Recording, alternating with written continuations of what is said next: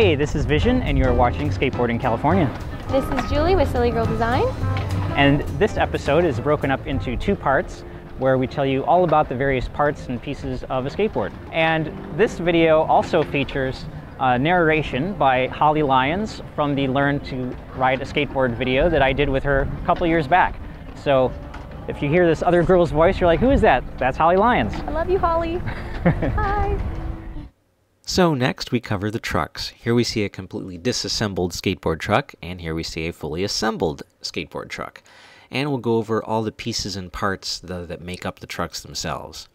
Now this piece right here is called the base plate, and the base plate is the piece that actually bolts to the deck. And the way that happens is all these little holes right here in the base plate, that's what your mounting hardware goes through in order to attach the trucks and the board together.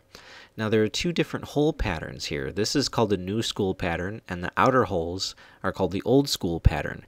And there are two different patterns because the truck patterns on the decks themselves also changed sometime in the mid-90s to accommodate different skating styles.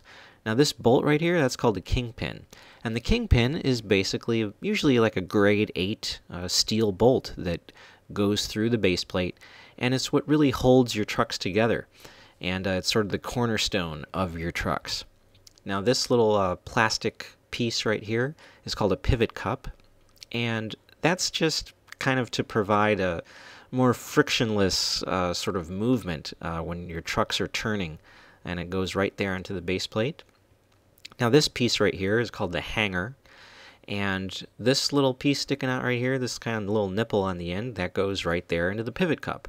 And this hole right here in the hanger, that slips over the kingpin bolt. And this whole piece, as I said, is called the hanger. And this part right here is the piece that's really doing the grinding when you see skaters grinding coping or curbs or things like that. And this piece right here sticking out is called the axle. Now a lot of times people mistakenly call this whole thing the axle, which is not correct. The axle runs all the way through the hanger, but this whole piece right here, that's called the hanger of the trucks. Next up, we have the bushings. This is the bottom bushing, and this right here is the top bushing. And the bushings are little pieces of polyurethane. They're made up of the same material as your skateboard wheels. Just like the skateboard wheels, they come in different hardnesses and different colors. And the hardness of the bushings really determines how smoothly the trucks will turn or how tight the trucks will be. So the bushing slips onto the kingpin. That little nipple piece goes right there into the pivot cup, and as you can see, that hole slips right over the kingpin bolt. And then we take our top bushing. You can see it's shaped a little different. It's got that kind of little angle to it, and it's a little bit smaller. It slips onto the top like so, and this washer actually slips over the kingpin bolt as well. And the washer is really there to provide more even pressure on the bushings themselves. And finally you take this right here, which is the kingpin nut. It's a little bit larger than the axle nuts. It's about 14 millimeters or so. And when you turn it clockwise, it makes your trucks tighter. When you turn it counterclockwise, it makes your trucks looser.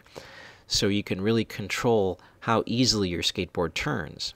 Here you can see the truck's almost fully assembled, and these last pieces right here, these are called speed rings, these little washers. There are 2 speed rings on each axle, 2 on this side, 2 on the other side, and they go on the inside and outside of your wheels, and they are held on by these axle nuts.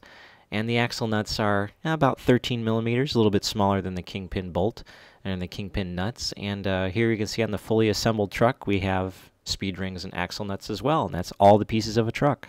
Trucks come in a variety of widths. How do you know which ones to buy?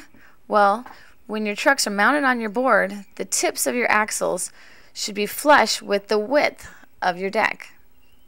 Some brands of trucks are measured in millimeters and others are measured in inches. So make sure that you get trucks that are the correct width for your board.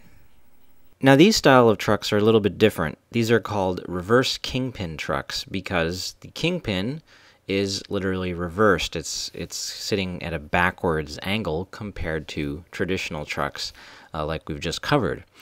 Now the reason that reverse kingpin trucks were invented were mainly for longboards.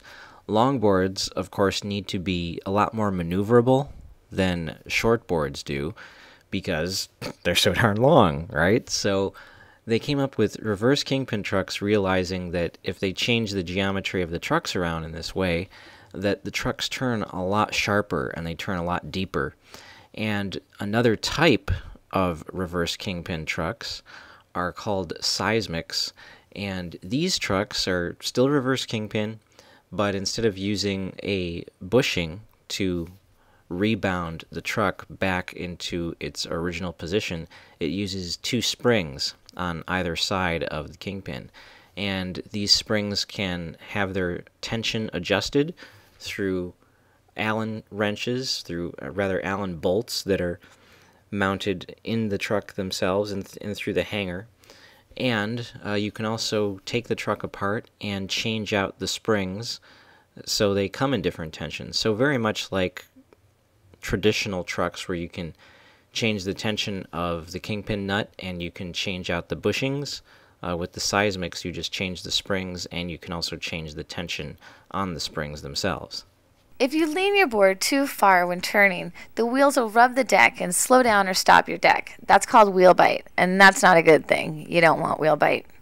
Your chances of wheel bite can be reduced a lot by using riser pads. They're either plastic or rubberized plates that sit between your deck and trucks. They come in a variety of thicknesses and colors, but the purpose of riser pads is just to reduce wheel bite and give your wheels some more clearance underneath your deck when you're turning. The more clearance that you have, the smoother that your turns will be. Alright dude, next up is like the penultimate mounting hardware, you know. Like hardware is like really cool because it like lets you attach your like trucks to your board, you know. So there's 8 lock nuts and 8 bolts, and make sure that the hardware that you get is long enough to account for the thickness of your deck and the trucks and the riser pads, because it can be really frustrating to find out you bought the wrong hardware and that it's too long or it's too short or whatever. The final part of your skateboard are the bearings. Bearings get inserted into your wheels, and they allow your wheels to spin on the axle of your trucks. The better the quality of the bearings, the farther and faster your skateboard will roll.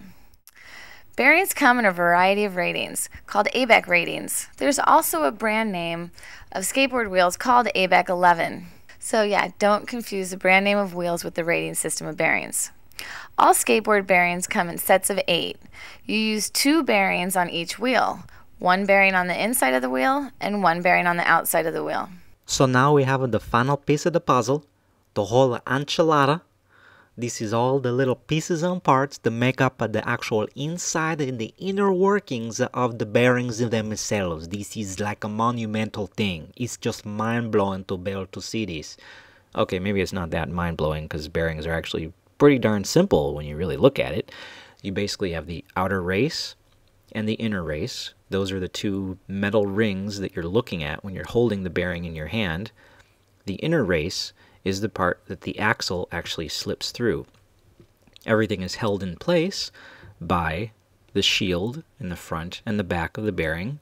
And then of course you have the ball bearings themselves, 7 of those, which sit inside of the retainer. And that's it. That's all the pieces and parts of a bearing. So if you take your bearings apart, which you actually should do every now and then, and clean them and make sure that everything is well lubricated and everything's still running smoothly, this is what you see inside of a bearing when you take it apart. All right, so there you go. Now you know all the pieces and parts of a skateboard and what the meanings of things are and terminology and stuff like that. So if you're really new to skating, hopefully this video has taught you a heck of a lot. Yeah, and hopefully you can find a board that fits you in every aspect and just keep trying it out. It's trial and error for for a little bit until you find out what you really like. So. Okay, thanks for watching. Thank you. Bye.